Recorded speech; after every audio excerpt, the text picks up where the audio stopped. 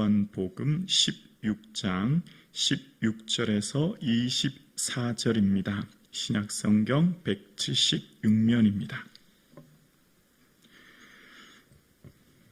예수님의 말씀을 우리가 이 시간 함께 고백드리겠습니다.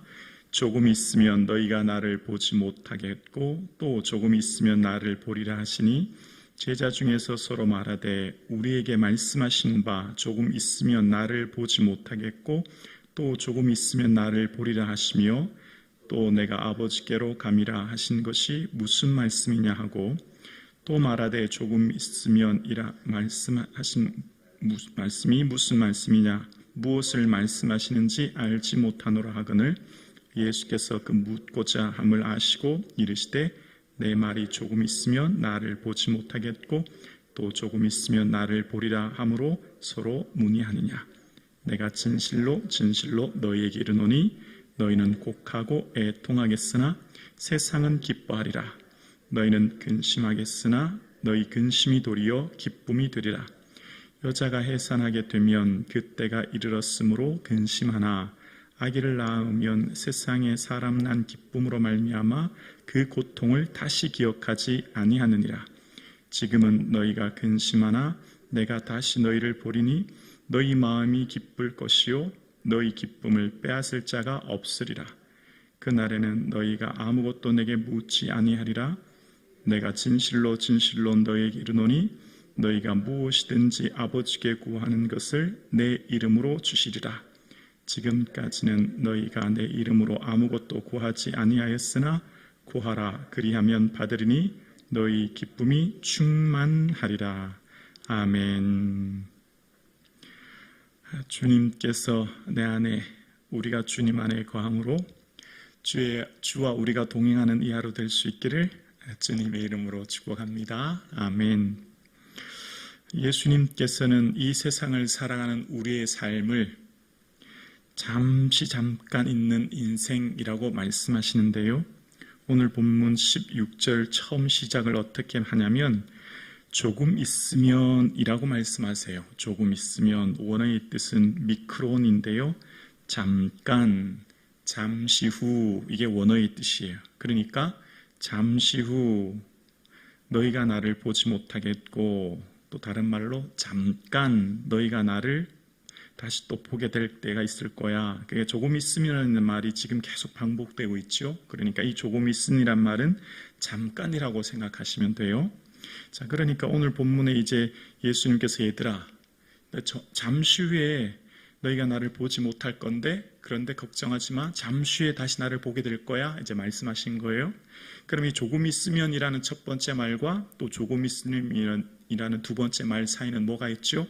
바로 예수님께서 죽으시고 부활하시고 다시 오실 그 재림의 때를 말씀하시는 거예요. 이 땅에 처음 오셨던 예수님께서 십자가 죽으시고 그 죽으신 주님 부활하셔서 다시 오시는 재림의 때까지를 이 세상의 인생을 잠시 조금 있으면 이라는 표현으로 예수님께서 말씀하시는 건데요. 근데 예수님께서 이렇게 말씀하시는 걸 제자들이 지금 말귀를 못 알아듣는 거예요. 예수님께서 조금 있으면 보리라 하셨고 또 보지 못하리라고 하시고 또 조금 있으면 본다는데 이게 뭔 말이지? 이제 서로 막 수군거리는 겁니다. 그러니까 예수님께서 그 마음에 생각하는 거, 그 질문을 미리 아시고 또다시 이제 설명해 주시는 거거든요. 그러면서 조금 있으면 너희가 나를 보지 못하고 또 조금 있으면 나를 볼 건데 그런데 걱정하지 마라. 너희 근심이 오히려 기쁨이 될 거야. 왜냐하면 얘들아 여인이 임신을 하면 이미 출산할 때가 되면 걱정되지. 그런데 출산하고 나면 그 아기 낳는 기쁨 때문에 그 고통이 다 사라지는 것처럼 너희가 이 세상을 있는 동안 박해와 시련과 어려움으로 근심과 염려가 많지만 그 하나님 나라에 이르게 되면 모든 근심이 사라지는 놀라운 은혜 가운데 거하게 될 거야 라고 하면서 23절에 이제 그날에는 이라는 표현으로 시작합니다. 그날에는. 자, 다시 볼게요.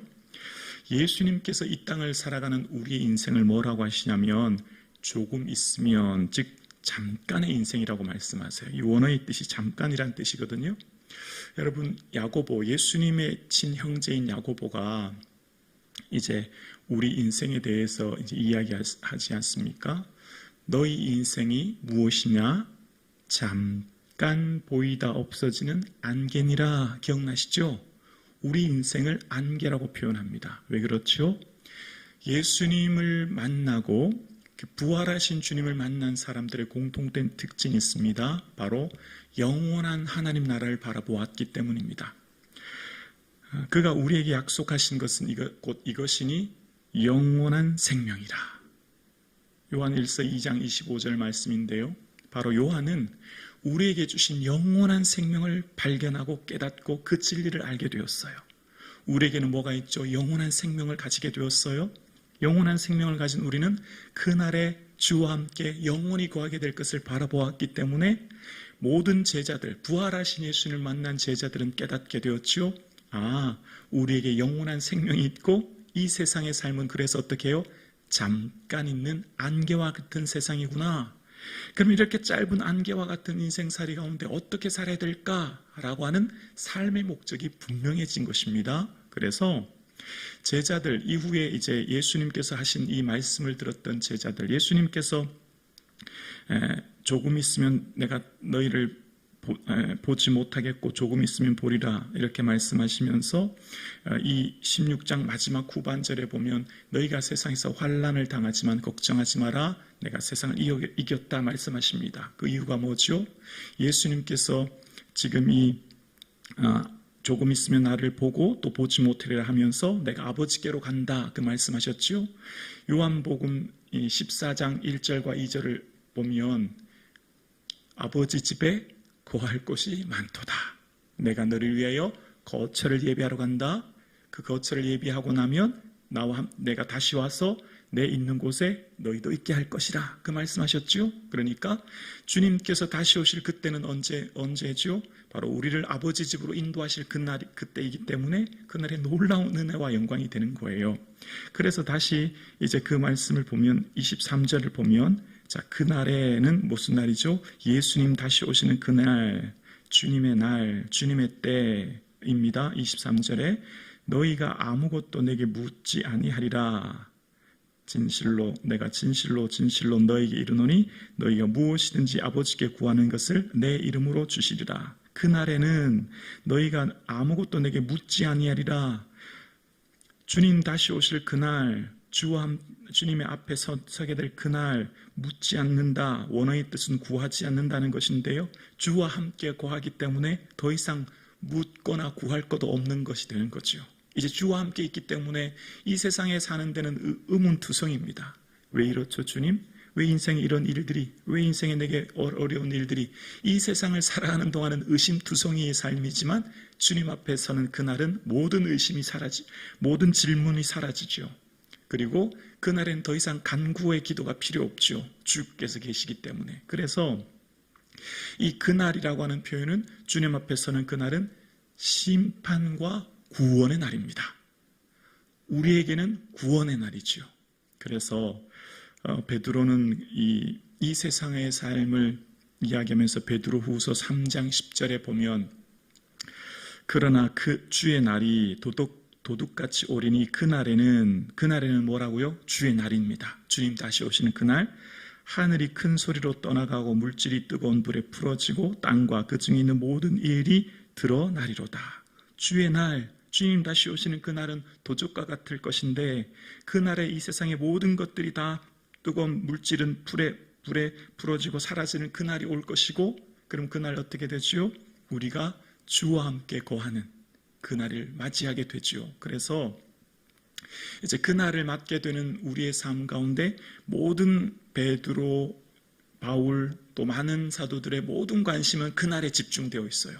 그날을 바라보며 살아갑니다. 그래서 바울 사도 역시 마지막 인생의 이 순교를 앞두고 얼마 남지 않은 인생을 살면서 마지막 고백, 바울이 하는 모든 사역을 정리하면서 내가 어떻게 살았는지, 내가 뭘 위해 살았는지, 내 인생의 의미와 목적이 무엇인지를 말하면서 그가 순교를 앞둔 마지막 순간 고백하는 것이 바로 디모데후서 4장 8절입니다. 그가 무엇을 위해 살았는지 이렇게 말합니다. 이제 후로는 나를 위하여 의의 면류관이 예비되었으므로 주 곧 의로우신 재판장이 그날에 보이시죠? 그날에 내게 주실 것이며 내게만 아니라 주의 나타나심을 사모하는 모든 자에게도니라. 그날은 바로 하나님 앞에서는 영광스러운 시상대 앞에 서게 되고, 그날 주님이 우리의 삶에 주실 영광을 바라보는 그날을 사도 바울은 바라보았고, 그날을 위해 매진하고 그날을 위해 내 생명도 아끼지 않고 살았다. 내 인생의 모든 삶은 오직 그날을 위해 살았다 라고 하면서 이야기하는 겁니다. 그날은 구원의 날이요, 그날은 영광의 날이요, 그날은 시상의 날이요, 그날은 잔치의 날이 되는 것이죠.